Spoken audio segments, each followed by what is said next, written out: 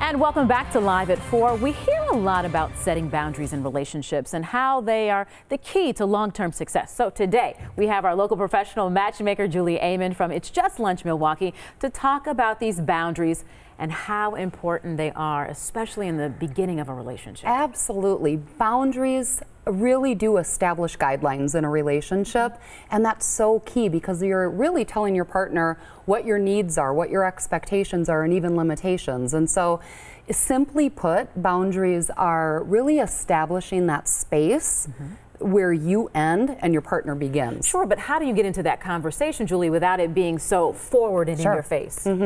Well, there's different types of boundaries, and so when it comes to personal space, that one comes up all the time. I talk with clients or singles who will say, I want somebody who has a life of their own because I like my downtime. That's the conversation to have. You know what? Sunday afternoons, that's my time, right?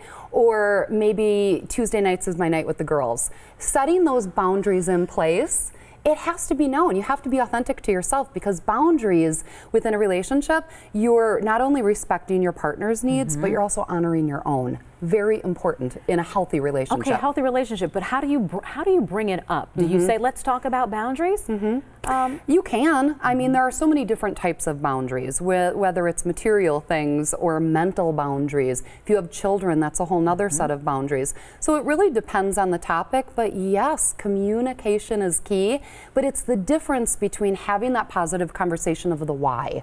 Why does it bother you when I have dishes in the sink? Right. If you don't bring up these little day-to-day things, they really do mount into something big.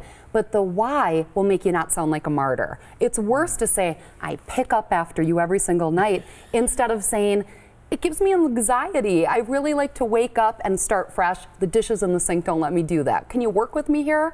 So it is a conversation, but it's the spin you put on it. And I like how you say, you know, kind of the why, because if you let someone know where this comes from, yes, you give them perspective. Completely. I was just talking with a couple from It's Just Lunch, and they said, you know what, in the morning, I am such a go-getter, and my partner needs 30 minutes to wake up, to have coffee, before I can even have a conversation with him. And I said, then let him take that time. That's a boundary that's put in place.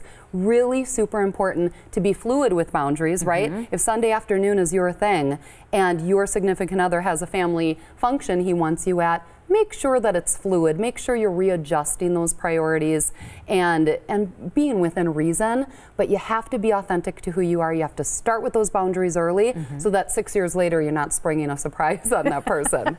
Sounds like good advice. Julie, always appreciate you coming in. Thank you for having me. If you have a question for our experts, you can always email them at asktheexpert@tmj4.com. You can also give us a call at 414-967-5253. We'll be right back.